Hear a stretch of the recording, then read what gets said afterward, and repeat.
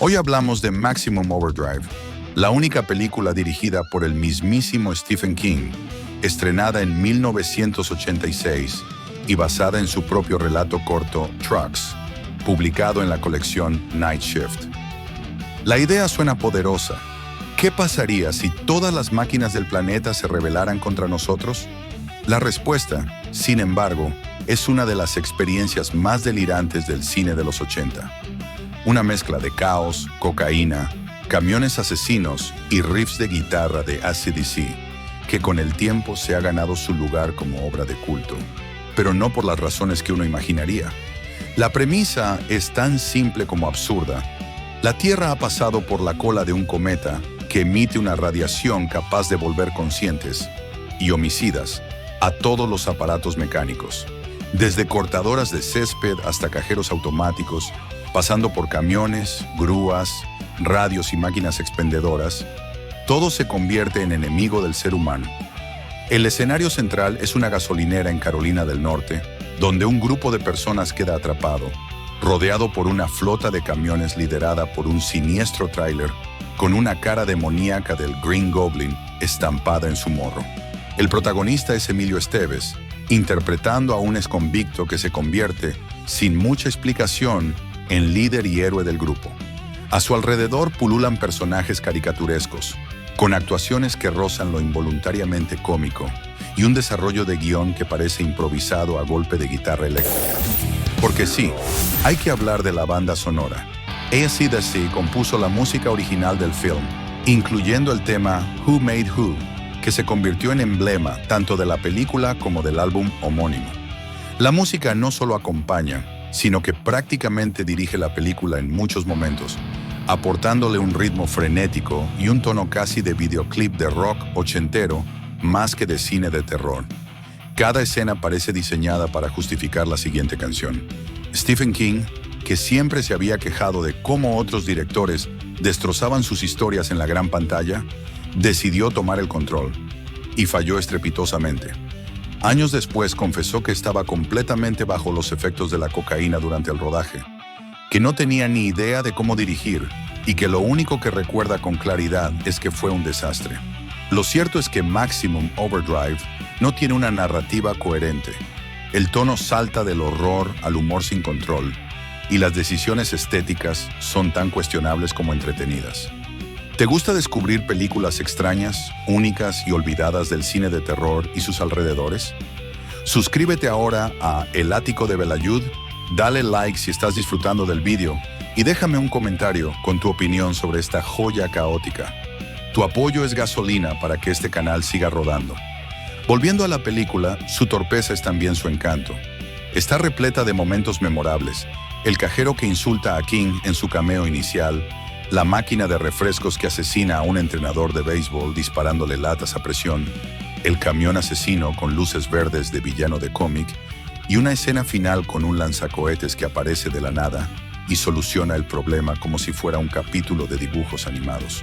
Todo esto ocurre mientras las guitarras de AC/DC lo convierten en un show hipnótico y bizarro. Críticamente fue destruida. Se le tachó de absurda, mal escrita, peor dirigida y ridículamente ejecutada. Pero con el paso del tiempo, Maximum Overdrive ha ganado una segunda vida. Hoy es una de esas películas que se proyectan en sesiones especiales, que se coleccionan en VHS y Blu-ray como joya kitsch, y que incluso ha inspirado merchandising.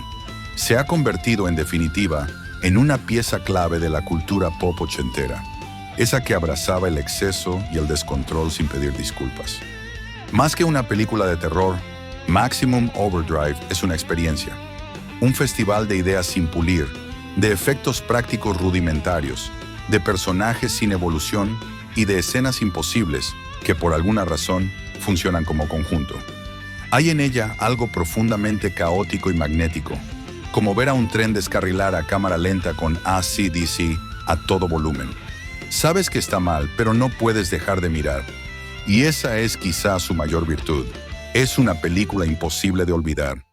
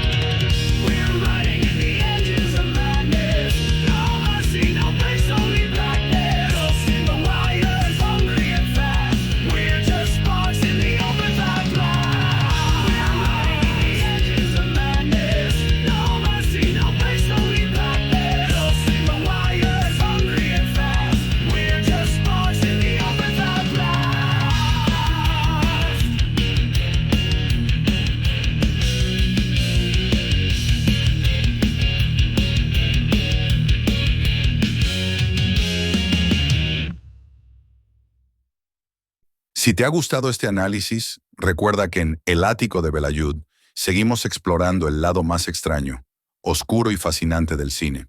Dale like, suscríbete y cuéntame en los comentarios qué otras películas del terror ochentero crees que merecen un nuevo vistazo.